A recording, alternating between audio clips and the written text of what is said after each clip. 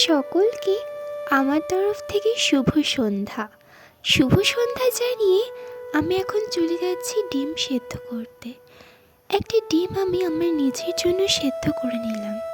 এইদিকে ডিমটা সেদ্ধ হচ্ছিল, এই ফাঁকে আমি একটু পেঁয়াজ কেটে নিলাম।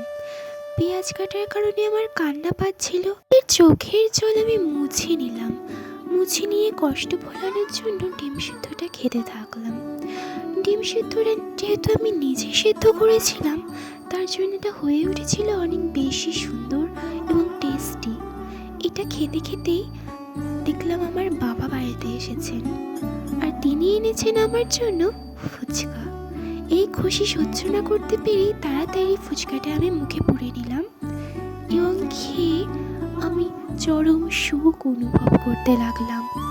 ফুচকাটা ছিল অমৃতর মতো, মুখে দেওয়ার সঙ্গে সঙ্গে কুড়মুড় করে ভেঙে যাচ্ছিল, আর আমার মনটা হয়ে যাচ্ছিল অনেক বেশি খুশি।